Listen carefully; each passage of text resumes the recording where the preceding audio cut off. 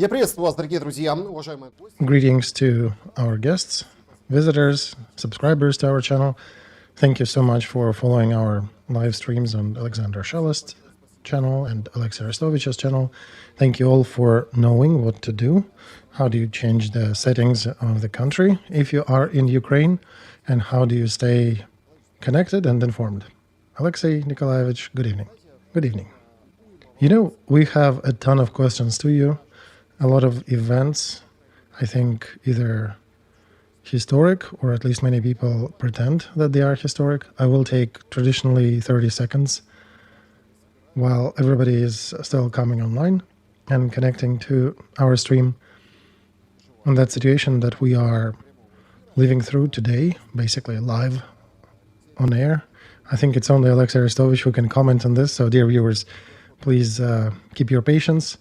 I want to mention that those two QR codes that you see on the screens, do not forget to use them to post your questions to us. Thank you for your super stickers, super chat options, and thanks that you send if you have this option enabled. We have a lot of questions for the final part of the show, those people who asked them in advance.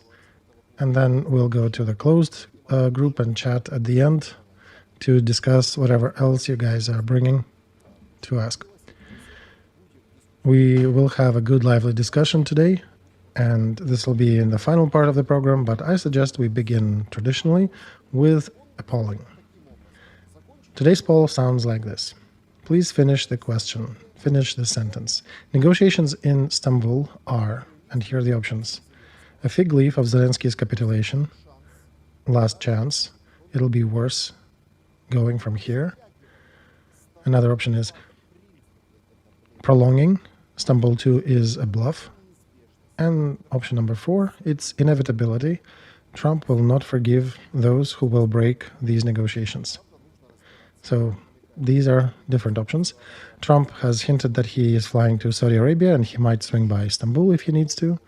Zelensky says he is flying to. And his office posted a message that we are for peace, we always have been, and if Trump will visit us there, that'll be fantastic. What this game is about, Alexei?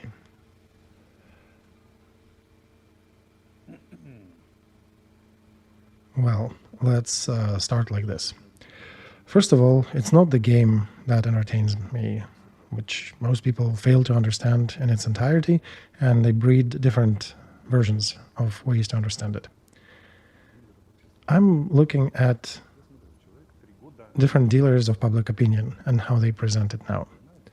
And I see some of them, and I'm not naming specifics, but some of them for 3 years were expressing that we're not giving any gram, any inch of our territory to damned Russia. We will all die defending it. This is a war till the end. We'll mobilize women, cats, ants, dogs, grass and earthworms, and we'll fight until we all die, and let us all die, but we'll never yield.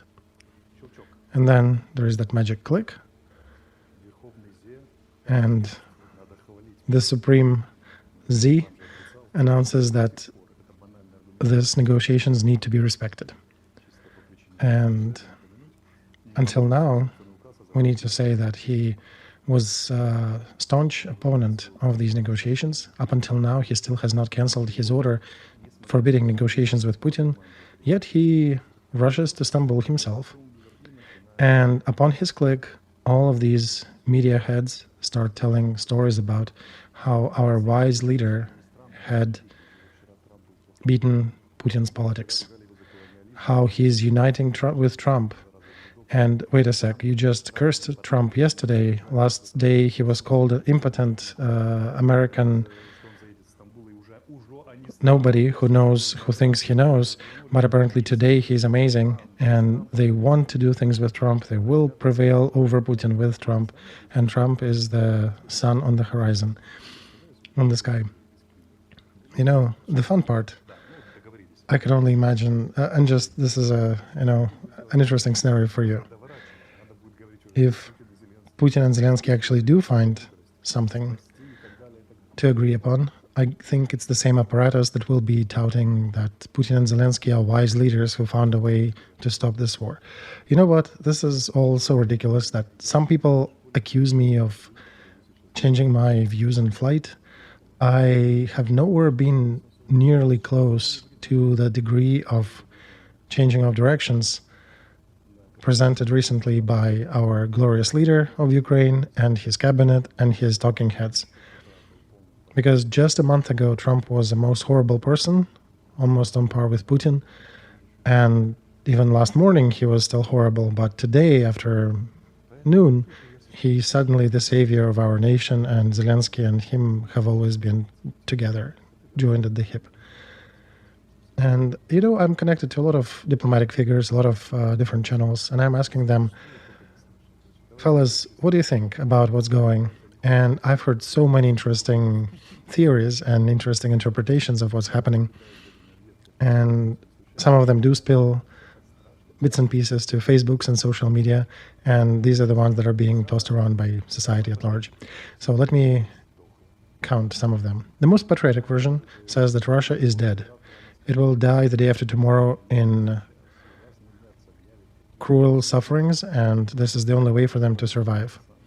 And if Trump and Germany or Europe and Saudi Arabia will fluctuate some prices of oil, Russia will just fall apart into 300 pieces, and we'll be able to pull out our older maps with aspirations of Ukrainian patrols patrolling Vladivostok, Khabarovsk, and the other townships in the very east of Russia. So this is version number one. Russia cannot fight more. It's done economically and militarily. And everything is already prearranged, and they're just going to Istanbul to sign. Because Putin has already acknowledged his breakage, basically. And then representative of China comes out apparently saying that they offer 30 days ceasefire. So now we're cheering the Ukrainian president and saying that he caught Putin so masterfully in his net. And of course, Putin will yield and will sign everything in favor of Ukraine with a full capitulation of Russia. So this is version one. Second version sounds like this. Oh, bullshit. Never mind. China, United States, Putin, they already agreed between themselves that after Zelensky's performance in the Oval Office and after he fled to Europe to get European support and touting that he'll be the ram against Putin and Trump at the same time. And basically this version says that Zelensky now is in conditions that if he doesn't go to Istanbul, he will present himself to be against China and Trump. If he goes to Istanbul, he will be against Europe, who are supposedly his friends and are against his visit to Europe. So he is going to Istanbul, as we know, and Europe apparently is now concerned. He's taken America, a more important player than Europe.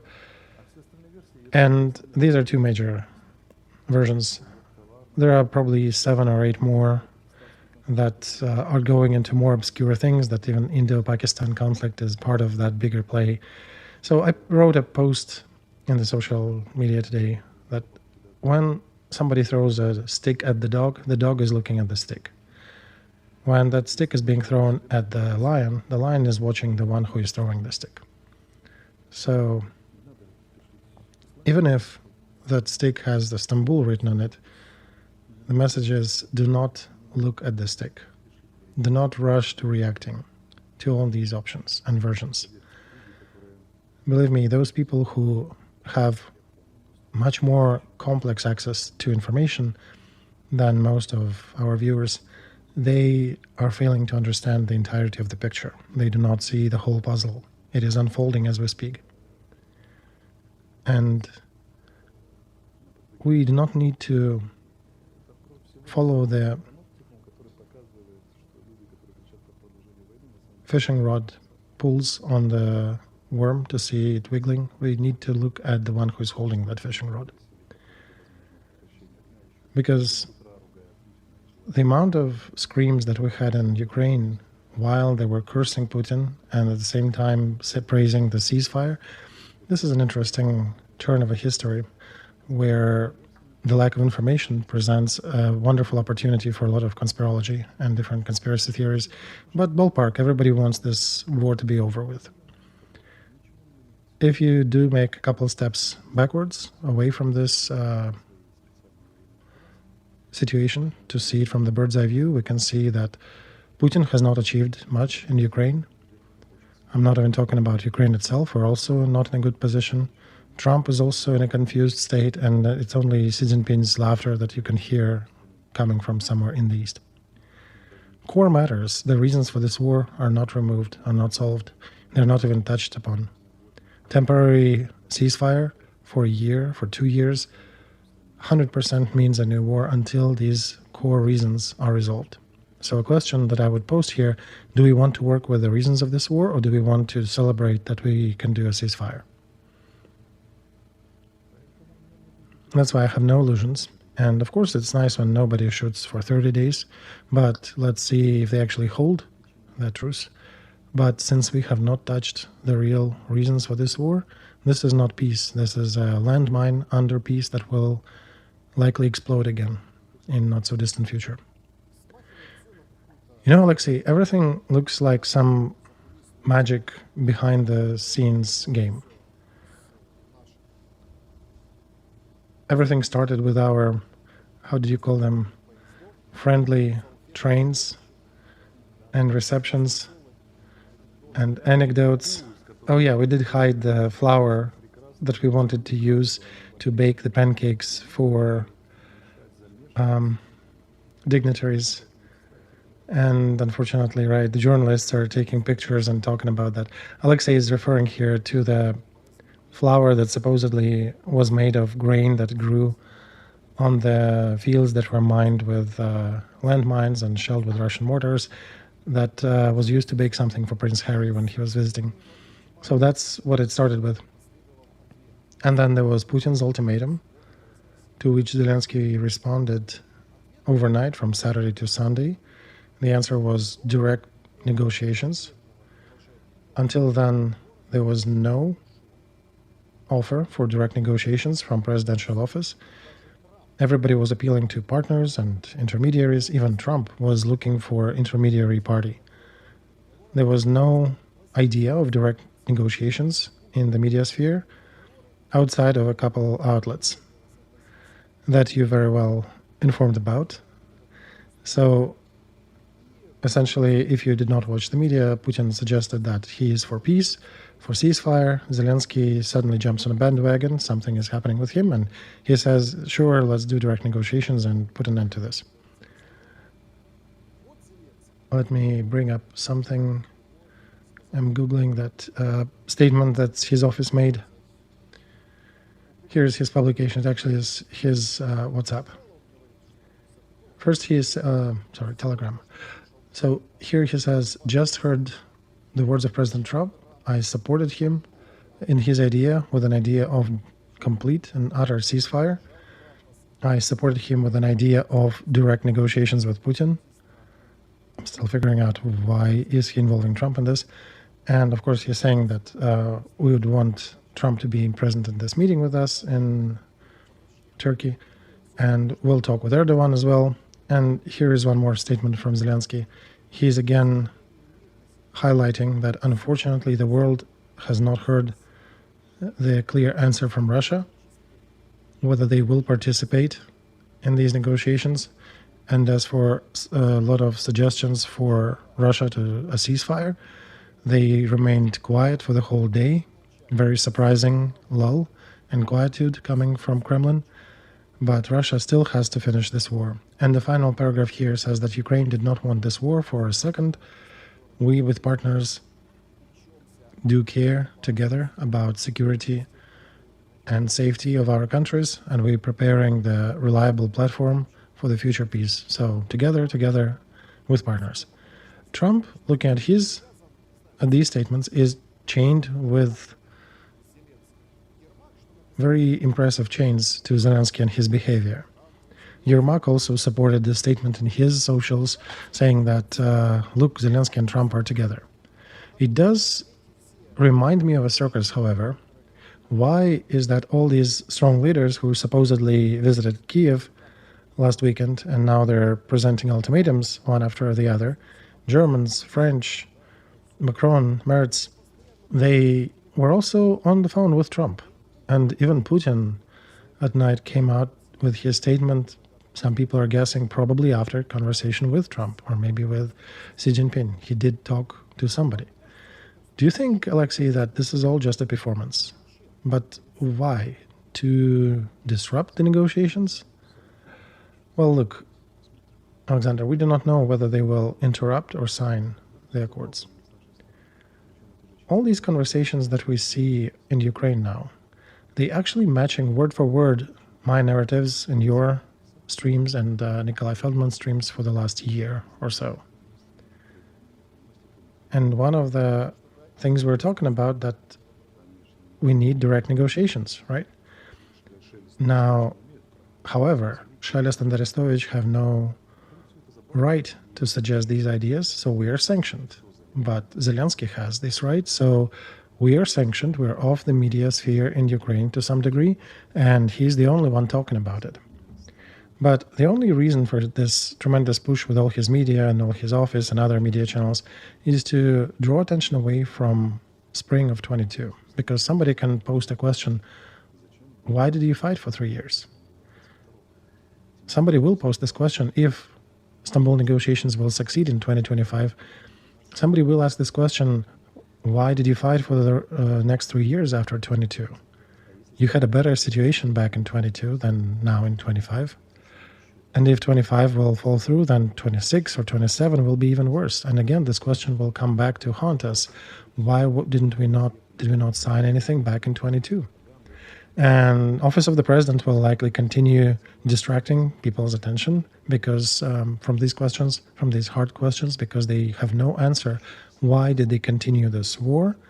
Whether they were going for something specific or just wanted to get rid of tens of thousands of people and trying to deplete our country. If you notice, back in 22, not a single energy producing station had suffered, or distribution station had suffered significantly. Not a single city was taken except for Kherson, or township. So Mariupol was still being consumed, was not done with yet. So this is a distraction. This is information campaign to distract from these questions. And main question among them is, why did you not sign it back in 22? Why did you sacrifice tens and hundreds of thousands of lives? Do you understand why, Alexei? Oh, I understand how, Alexander. Because Biden and Johnson explained to Zelensky that a little more and we'll split Russia between ourselves and you guys will be kings and you will be cutting chunks off the Kremlin wall. But it did not quite work out like this. And that's it. Therefore, the real Istanbul, the honest one, would be to gather all the widows, all the relatives of dead soldiers, and explain to them why Zelensky is appealing to the nation to sign something in 2025 when everything of that caliber was already done in April of 22. When Arachamia signed the complex set of documents, and on the 9th of April, they were supposed to sign Zelensky and Putin these accords. That famous phrase about 2 to 3 weeks, do you know where it comes from? Because I knew I was part of this delegation. I knew that this was the date for signing. Do you know why Putin put May 15th for signing, for rebuilding, restarting that conversation in Istanbul? Because it was May 15th when, back in 22, when this commission stopped working last time. He's basically picking it up where it was left from that same point on purpose to highlight to everybody that if any agreements will be achieved in Istanbul, will be achieved with the same dates, only with the difference of 3 years. And they will ask this question, what for? I'm sure in Ukraine they'll be trying to distract that as loud as they can so that nobody would seriously ask this question. Why did we fight for 3 more years? What did these years give us? I would answer nothing. Complete and utter senselessness of these years. That we waved our flags and ran forward in the front, only adding more flags and graves in a graveyard. This is the main question that Zelensky is afraid to answer. That's why there'll be a lot of bravado. There'll be a lot of stories about how we were cunning and won over Putin and we prevailed over China and their aspirations. All that just to mask the question, why did we waste so many resources over these 3 years?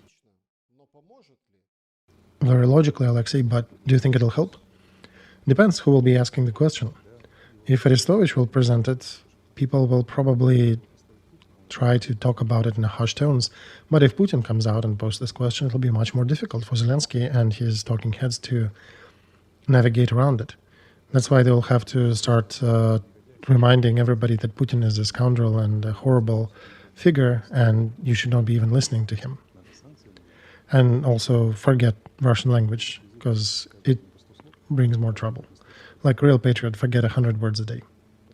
Problem is, the situation will not be remedied this way. Because if you sign a treaty with Putin, you cannot be calling him a scumbag day after day.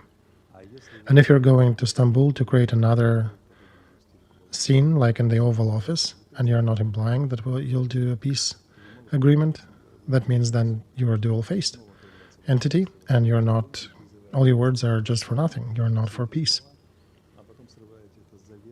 Because you tout all these agreements and then you present a horrible behavior just like in the Oval Office, and that doesn't promote mutual understanding and moving towards the end of this war. Because if he will be as hysterical with Putin as he was with Trump, he will not achieve anything. Now, a question, why is he calling Putin to Istanbul? Because he knows that Putin will not fly? He knows that he will avoid that? Or because he wants more hamsters in Ukraine to support his scene and denunciation of negotiations?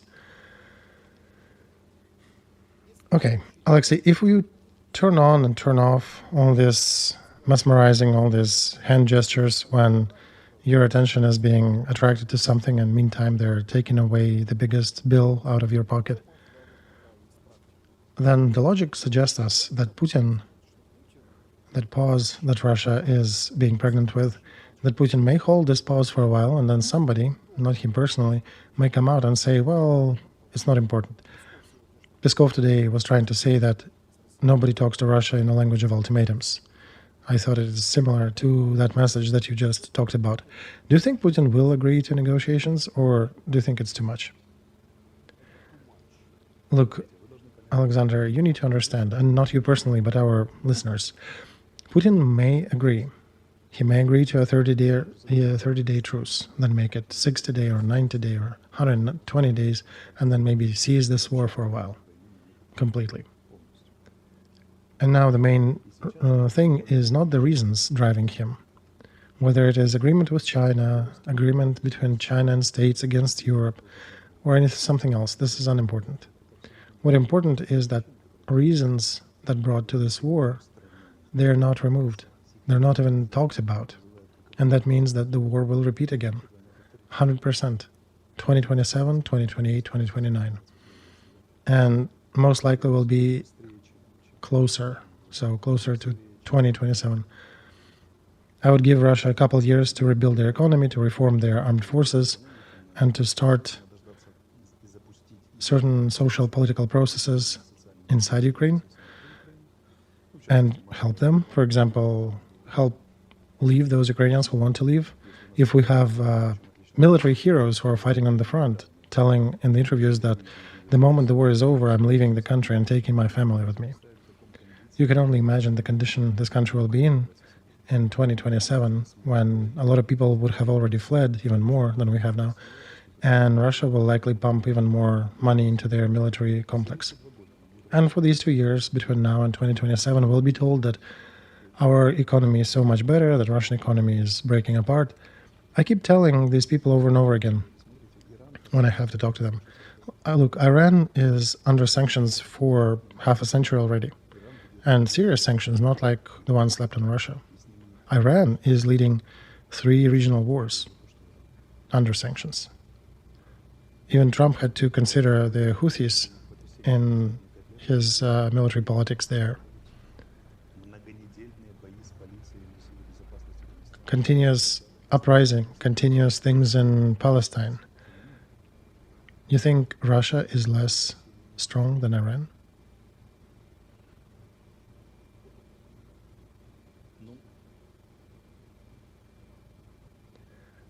Recently, I saw an interesting collage from the statements of our politicians starting in 2019 on the way to 2022, where all these prosecutors, attorney generals like Lutsenko, they were talking about Putin is begging for negotiations, Putin is asking for negotiations, he's crawling on his knees asking for negotiations. So they were screaming all that when Putin wanted to agree in a normal fashion, and they ended up having to fight the war because they were diminishing the value of negotiations. And I don't see strategic change because anti-project that a big chunk of Ukraine is living in is not changing. The war and all these things we're observing, this is the consequence of living in a certain project. It's not that the person is sitting in a certain project and growing to a certain mindset or understanding. His worldview is formed by this project. In order to change your worldview, you need to pick another project for Ukraine and for your life. And this is, granted, a very difficult effort, not only for the best among us, but even among those, it's difficult. You were surprised and you were cheerful to European leaders. Let's look at the sanctions they suggest. Let's ask our viewers, what sanctions do European leaders suggest? Nothing. They suggest 19th package of sanctions with some additional tightness, but it doesn't really present any new changes compared to 2022. Meanwhile, the situation even on the battlefront, I'm not even talking about political, has changed dramatically. So if our allies really wanted to help Ukraine, they would have suggested something drastically different that matches the current situation with the situation on the front and in our military. In the military studies, there is a definition of actions matching the situational challenge. A lot of our actions do not match. Because Europe has what? Has arms in EU? No, they're starting their military-industrial complex, but they'll probably not have anything to share with us for another 4 years. Meantime, they already announced the purchase of Russian natural gas and oil. France and Great Britain are not buying that, but Tusk and Merz, they allow themselves to be buying Russian natural resources and to let Russia fill the coffers with money that they use against Ukraine. Just FYI, UAVs and ballistic missiles falling on your heads, they are sponsored with money paid by European countries to Russia.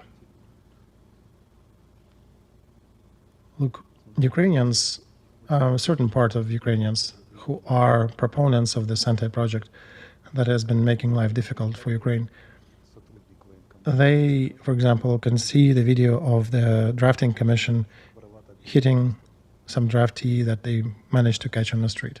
And they're watching that and saying, oh, it should be done this way because this is all for the victory. And the drafting commission also publicly acknowledges that this is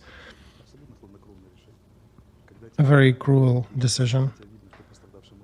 If you're right, you're not looking around to check if you can hit. You can maybe, if you're too agitated, you can hit. But this action was definitely cold-blooded, done in cold blood. The person looked around, verified that nobody can trace him, and then hit this poor draftee that he caught. And then we have guys coming to Ukraine who are sponsoring Russian military budget to a much larger degree than the aid they are providing to Ukraine, even if you include military information and such. But they're saying, the Europe is with you. And we're eager to say that Europe is with us, but we're ready to omit all the incongruences.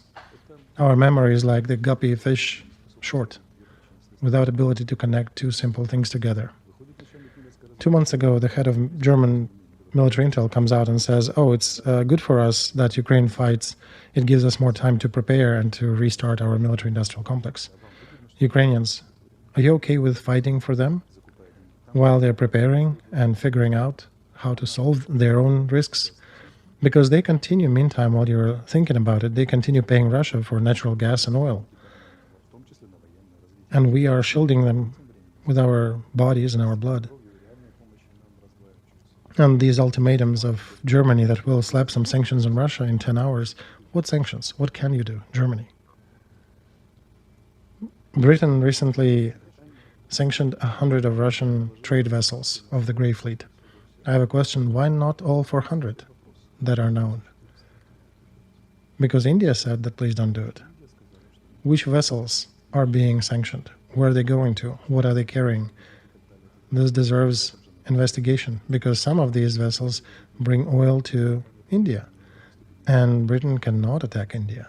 Under no circumstances they will, politically or otherwise. And you don't need to be an academician of some extreme level. You just need to be honest with yourself. And you need to understand, those Ukrainians who follow this anti-project, they decided to not use conscience and honor. You can pee in their eyes, as in that proverb, and they would say it's a God's rain. Government people, the drafting commission, is beating up a draftee they caught on the street. People touting this project, they're saying that it's okay, it's fine, he was refusing, so they had to use force. This is utter violation of human rights. Zelensky, without cancelling his own order to not negotiate with Putin, is going to Istanbul to present as if he's going to negotiate.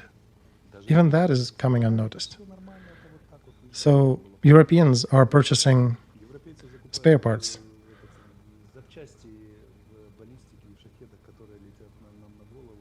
from their companies and sending them to Russia, because all these ballistics and UAVs that are attacking us, they're built with French, British and German components and sponsored by European money. Yet we're more giddy and happy about them, their leaders, coming to the streets of Kiev and taking pictures, rather than addressing these core matters. You need to understand that no torture can bring a person to the state that you guys, you fellows, proponents of the limited project for Ukraine, had voluntarily placed yourself into. This was your decision, a volunteer decision, to turn off your brains. And of course, in parallel with that, what Toretsk is saying. He's saying that Telegram is the means to destroy Ukrainian nation and Ukrainian country. Poroshenko in Telegram also appealed to cancel Telegram. So our politicians are not much better than Zelensky. And all these attempts of Toretsk, an absolutely blatantly Russian-speaking Ukrainian who's trying to censor Ukrainian interwebs for Russian language, so there would not be any Russian. And that recent scandal with Alhim, the blogger, right? Yeah, Alexei, she left. She spat in their direction and said, go F yourself, and left the country. So that's what I'm saying. You politicians are destroying the country. You're destroying the fabric of Ukrainian society with your position that you've taken. These talking heads that are following the line of the party and saying something in the morning, something in the midday, something in the evening, according to Zelensky's office, without even any reference or deference to real events. You refuse to explain what do you hope for.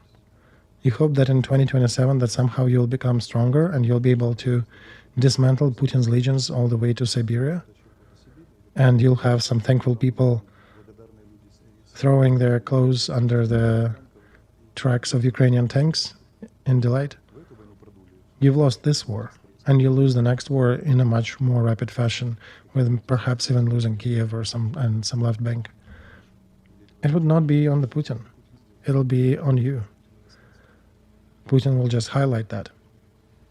And today, Yuri Romanenko published some of the screens of Ukrainians talking to Poles, and they're saying that Poles are very aggressive, that they're pulling out Ukrainian flags from their front yards, and they're screaming, how can you behave like this towards the refugees, without even understanding that Poles are only using maybe 1/10 of actions against these people compared to the 100% that Ukraine is using against any dissidents in the country. Remember that video last week when police and military are suggesting for a woman to evacuate from Kharkov, and the woman is telling them, I cannot leave to the western Ukraine because I'll be hated for my Russian language. And you can look at the commentary. Half of the post there, no, we're not hating. Everything is fine. And the other half in the commentary is saying, oh no, she doesn't need hating. We just need to off her because she's waiting for Putin's kingdom to arrive. and meantime also posting that the house divided inside is not going to stand. It'll fail.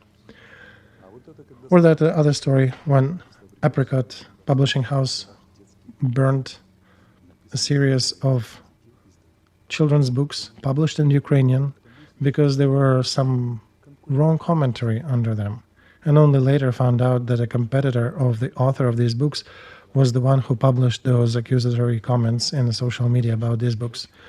And they just discovered that post factum after they burned the printing run. Do you understand what you're doing with your own country, fellow Ukrainians? How are you going to win? Remember how, what's his name? The Argo mythology. How Jason managed to prevail over the soldiers that grew from the teeth of the dragon. When Medea gave him a note to throw a stone amidst them, and they started fighting each other. Same thing with our media channels in Ukraine and people in Ukraine. They're throwing these stones amongst themselves and fighting with each other. What do they hope for? Alexey, let's maybe deep dive and try to figure out how do you see if Zelensky has any plan? I understand that the most popular answer is the absence of any plan.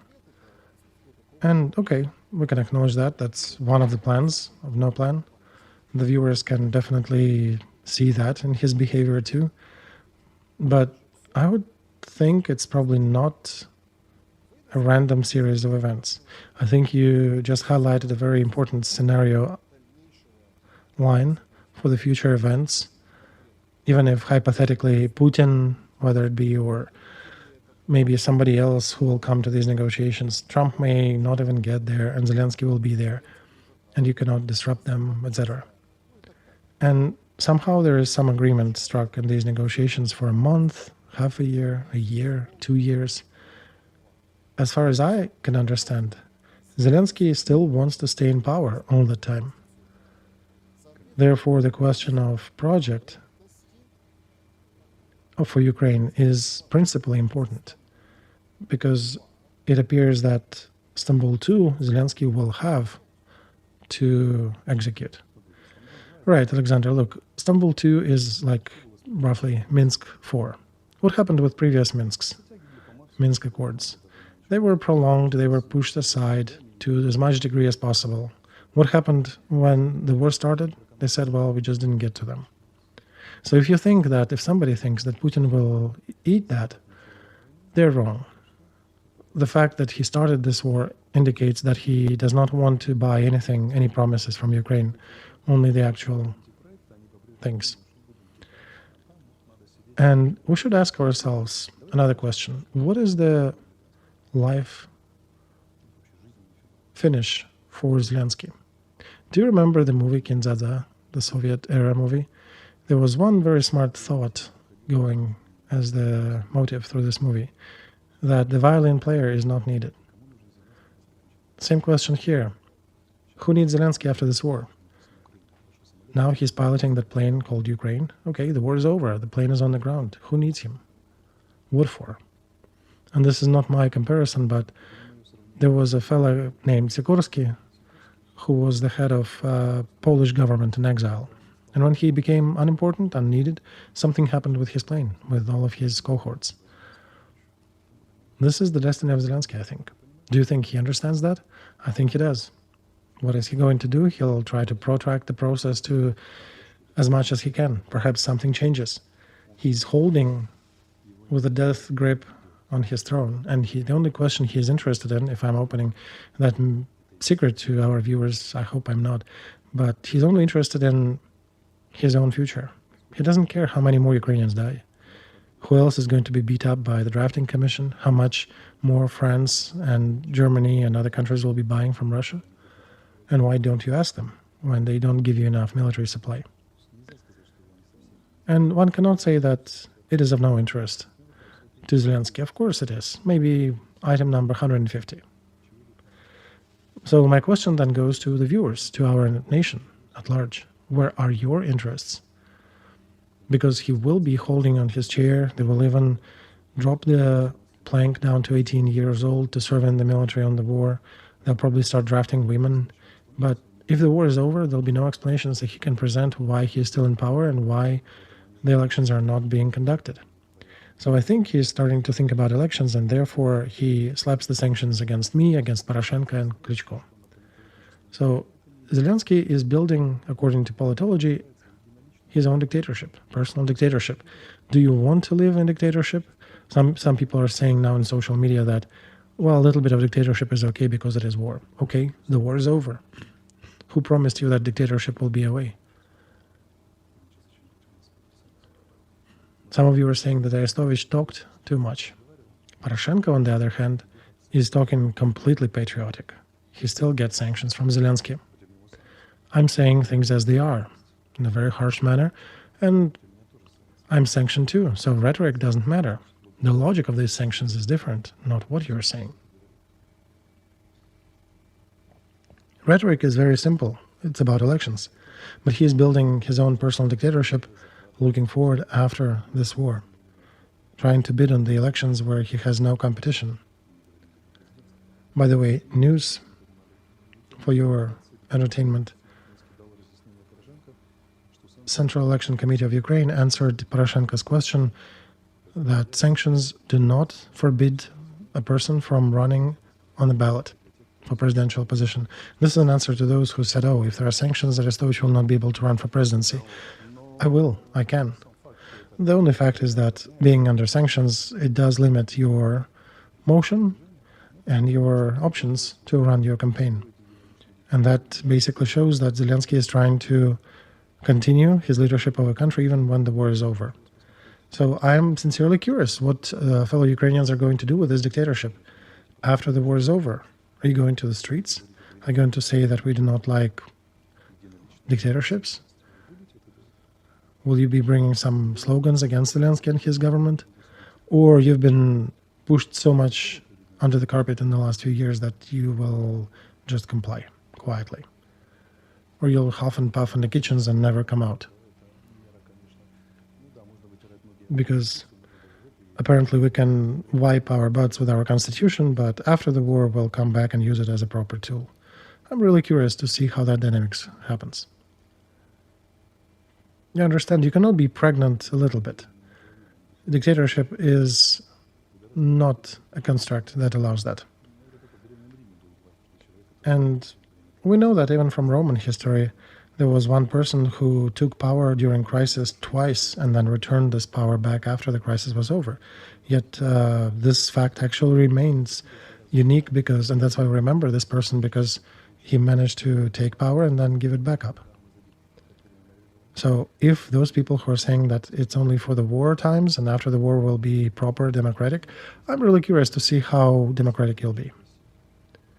I frankly want to bring it to our citizens that sanctions in Ukraine are different from sanctions in Russia. In Russia, it's rubber stamping, but they still use their court system to sanction something.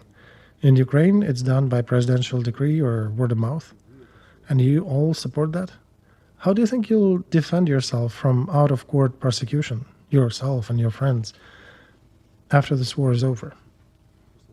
You think all the mechanisms will magically disappear, the walls will fall, and all those who were captured and detained under Zelensky will be free and out? Zelensky is building this dictatorship forever. You are whistling in support of him right now. And then you'll be asking for whom the bell tolls. Well, Alexei, they keep saying that, look, Yanukovych was an interesting figure and we toppled him. We Ukrainians can gather Maidan at any moment and replace the president. That's a famous narrative. Oh, I'd be curious, Alexander, to see how they topple Zelensky with that technology. All right, there's no reaction from Russia for this offer yet. The only thing that happened is Maria Zakharova, a spokesperson, came out and said that the same countries who acknowledged that they used Minsk agreements to solve things in favor of Ukraine today are trying to achieve 30-day truce to rebuild the military capabilities of the Kievan regime. And they want 30 days off to give them a breather to restore military potential and continue military contestation with Russia. Yet we are yet to hear the statement of the main Russian, Mr. Putin. I think from some point the statement is actually going in the vector of the answer no.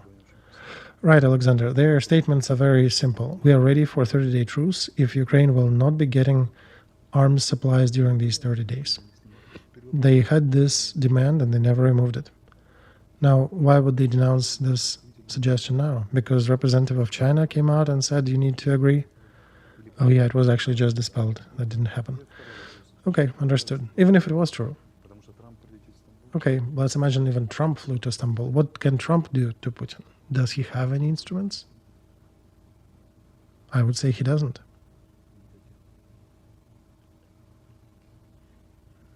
Sanctions? Iran is under sanctions. Trump had difficult times dealing even with Houthis, who are just proxies of Iran, in slippers, in desert. And that's it. And then how do you build the future of Ukraine? Looking over your shoulder, whether Trump likes you or China likes you. You really want to live in a country like that? What about your independence? If it's Trump and Chinese Ministry of Foreign Affairs that are determining things. Well, regarding Chinese Ministry of Foreign Affairs, somebody listened to that and said it meant something else. Right, okay, but imagine this is an imaginary situation, scenario. A smart person would understand that this is utter nonsense, because just recently Xi and Putin made a statement together that highlights the need to remove the reasons for the original war. And one can understand the position of China looking at this. Alexei, we unfortunately have no analysts in Ukraine, right? Right, we have no analysts, we only have the loudspeakers. And they're being controlled from the office of the president.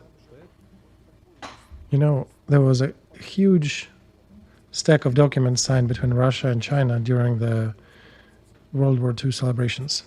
Many people didn't look deeper. They just said, oh, they signed something. But if you, again, take a couple steps back, Russia and China are signing something very serious. It's not just the power of Siberia to some occluded pipe for oil going from Russia to China. It's not that. They achieved a certain deal, which apparently is satisfactory to both of them. And you remember the movie, The Theory of Three Bodies? These two bodies are joining against the third one. They have bridges. We have abysses and ravines between us. And yet we're sending our leader to scream, Putin, I wait for you in Istanbul. You know, Alexander, I'll repeat one more thought in today's stream. I could care less about Xi, Putin, Trump, and the rest. What I'm interested in is the condition of brains of our compatriots for one simple reason, because this is the factor that determines our future. Xi, Trump, and Putin, this is just a reaction. This is a consequence of this. This is downstream. Who allowed their brains to be so badly deformed? Yeah, we do have, of course, the office of the president. We have the mass hypnosis and all that stuff happening in the official media. But how come I'm not influenced by that and you, Alexander, are not under its influence? I have an answer, Alexei. Okay. According to the famous bard Vysotsky, you were reading right books when you were little. Exactly. So we did not want to be affected. Why and how it affects the masses of people, I understand. It's difficult for people to resist that en masse. But when people responsible for forming this signal, all these dealers of public opinion, who are supposedly more trained and can understand how these influences work, yet they're like prostitutes, change their opinion. And they enter president's office with their pants down, back forward, slightly bent. So when you have sold your conscience to the power, to money, what tells me, what does it tell me about your future? Because these people voluntarily sold everything. Because they were afraid that they'll be drafted and sent to Dnipropetrovsk. because they wanted to get their $40,000 a month, because they were afraid for their relatives and their businesses, because Zelensky's government and his cronies might affect you. We saw how you sold yourself, one after another, and how many of you ran forward when Zelensky's office hasn't even said anything. You already are jumping, trampling your honor, brains, faith. And as Christ said, I'm kind of formulating here, not the exact quote, woe not only to the ones who succumb to temptation, but more woe to the ones through whom this temptation was brought. And how much our intellectual layer, or remains of our intellectual layer in Ukraine, how quickly they sold their souls, is very telling.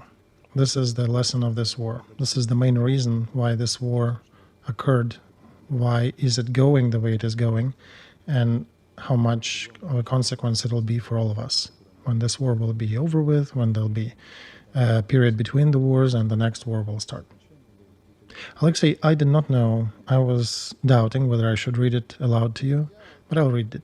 We'll talk about the front, and there are a couple more questions I wanted to bring to you in the first hour. But this is indeed the main thought. I had my doubts, but after what you just said, I am not doubting anymore. There is a story. People are... they're writing some communications. We can see, you understand, there are different channels that they use to tell stories. And me, as a journalist who tried to find the source of that story, so from the source, I received a certain details. A person, I'm not naming names, I'm not naming rank, but a certain person who holds an official position, and he's saying that for several months we've been investigating a case about the trade in arms with one of the 93rd Brigade units. We conducted all the proper operations, we figured out the routes, we took one of the couriers, so-called, with a javelin. The courier, so you'd understand, this is the lowest in this chain. His rank is junior sergeant, and he's interrogated. They got him with a javelin that was even presented in the official Ukraine news. That guy who is telling stories like that, he's presenting that. So this material supposedly hits the right channels, and then in the middle of last month we got an order from the head of security service of Dnipropetrovsk region, which we complied to. We sent materials to him. A couple of weeks passed. We got an order to stop all investigations, and the one detained was ordered to be released, and supposedly he went to the front again. As for the other participants of this chain, and the investigation, so you'd understand, did achieve certain high-rank officials in Zelensky administration, and when this investigative committee tried to understand what happened with this chain, they got an answer: do not dig in this direction, otherwise 111th article may be your punishment. So the author of this material says that I was always a patriot, I cannot let it be mum, I want this information to be public, and I'm almost sure that all the people who were involved in this trade in arms had somehow come to resolution with a general in this district, and some of them were moved to other districts, and the general also changed his position.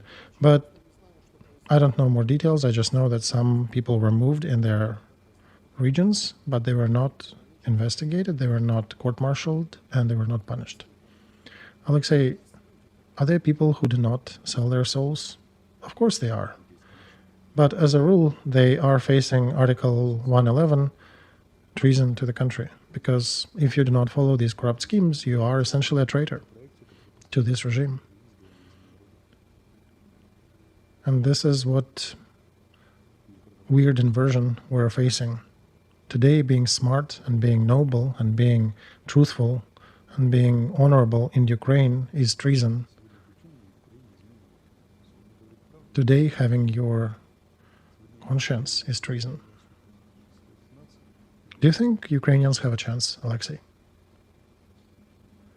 I'm becoming more and more skeptical about it.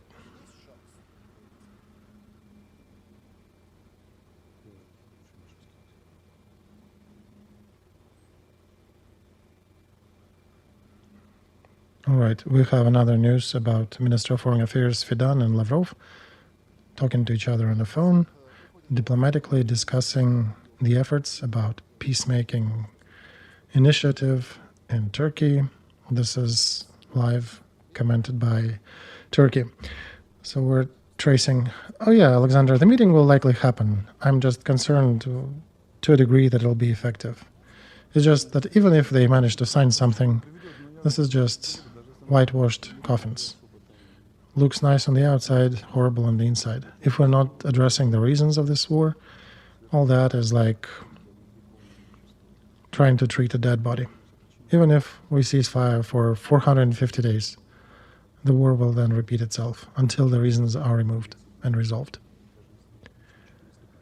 Alexei Nikolaevich, another important element, I would say, of our meetings and discussions, and generally an important element, is the situation on the front and what is happening there. Today, among the top news, we talked about that a week ago, but if we look at the front, according to deep state maps and messages from Russian Federation and our very limited communication from General Command, situation is pretty heavy.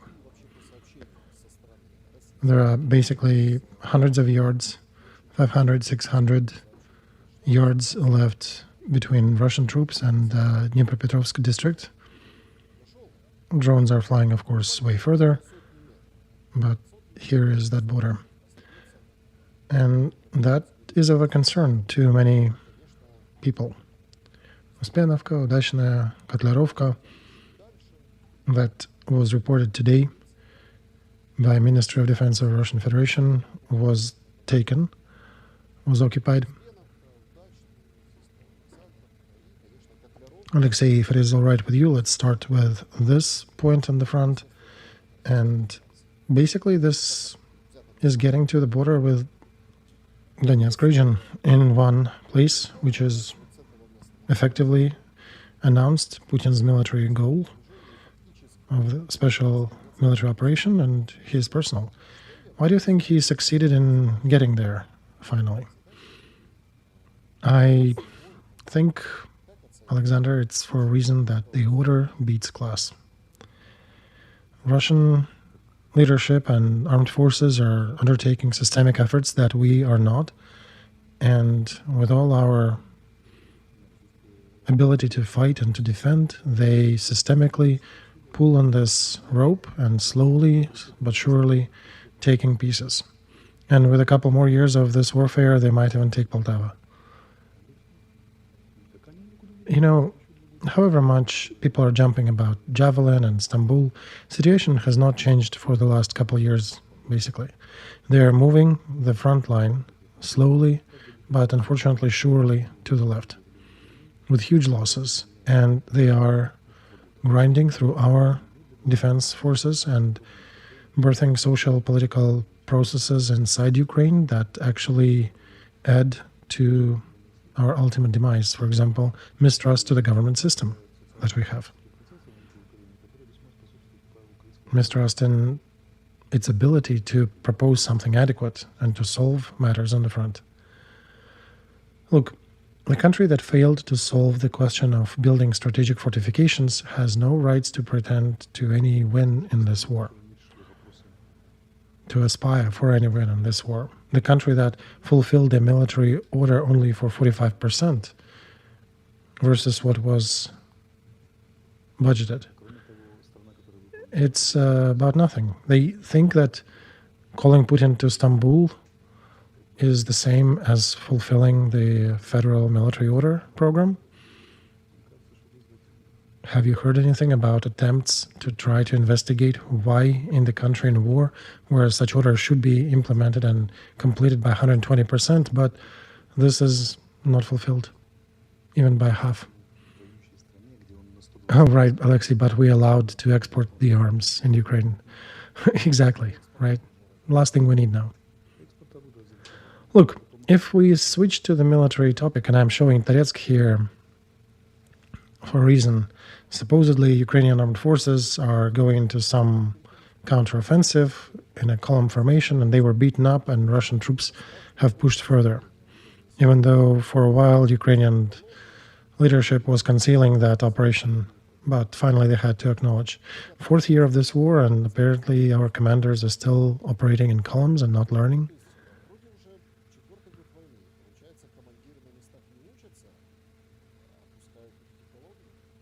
I will repeat myself here. Sun Tzu, one of the greatest theoreticians of military strategy, in the most complex part of military strategy where it connects with politics, he said, in order to understand the system, look at how rewards and punishments are being given in it. In Ukraine, nobody is punished, and rewards are very random. The system does not allow to properly filter for and promote for good cadre, and does not allow to rotate. All the appointments are done by the principle, I know that person, or social media will support me. Therefore, we do not train, we do not teach, we do not filter out, we do not have a system. That's the main point. Russia has a system. Very puny, very horrible. I can criticize it for hours, but they have it. And we don't. We have anti-system. Therefore, upon the collision of a very poor system and lack thereof, or anti-system, that poor system will prevail, especially in the long run.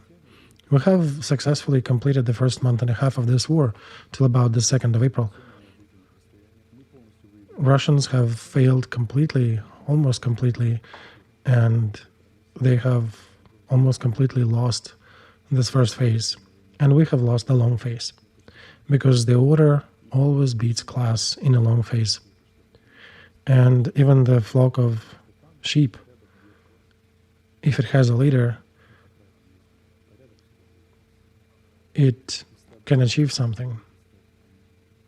It is the flock of heads, if they have a head commanding them. But a flock of heads with a sheep commanding them is a flock of sheep, a herd of sheep. Unfortunately, we do not have a system in Ukraine that can stop Russian offensive. And this is not the matter of strategy, this is the matter of systemic changes of our government politics, and both internally and externally.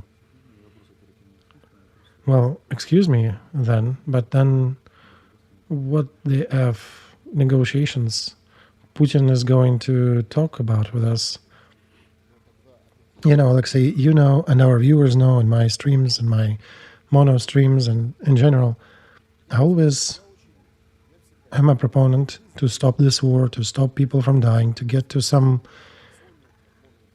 baseline where we can negotiate and redefine the projects and redefine our coexistence, some humanitarian connections, some neighbor mode with Russia.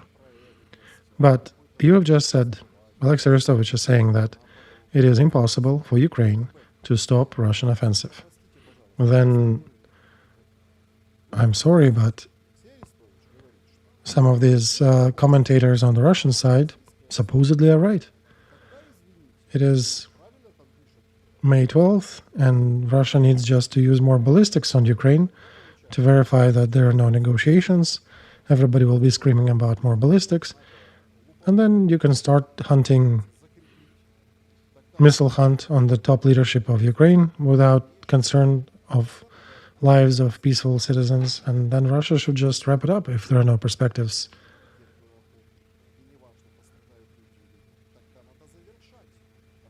Yeah, I think we need to wrap it up, but in a different fashion, Alexander. We need to conduct direct negotiations without any intermediaries. All orienteers are being blown away. People do not understand where the whole situation is rolling to. Let's zoom out a little and try to explain the basics.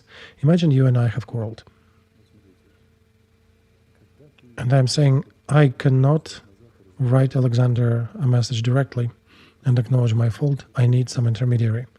We need to meet with him in Istanbul or wherever, to Jerusalem or Beijing or Washington, to have somebody to help us strike peace.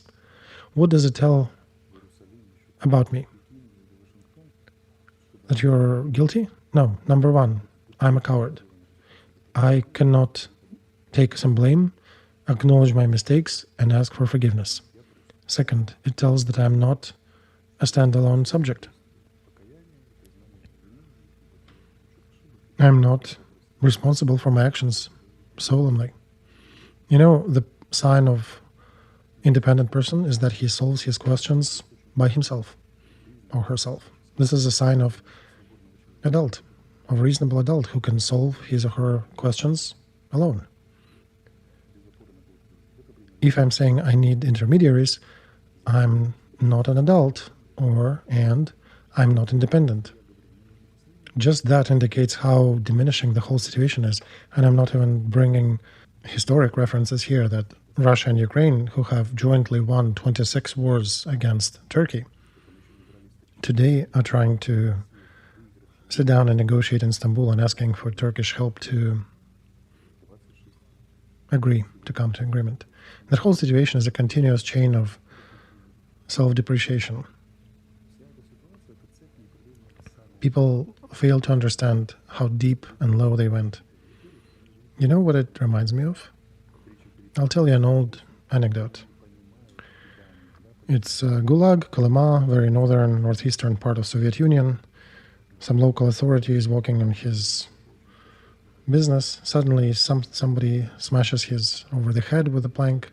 He wakes up sometime later, finds his pants down and a tea bag in the snow next to him. And he sits down and starts to think, oh crap, I lost all my authority here because that tea bag is basically a payment for certain kind of services. And he looks around and he sees a lot of people around him, very, very surprised and obviously aware of what's happening.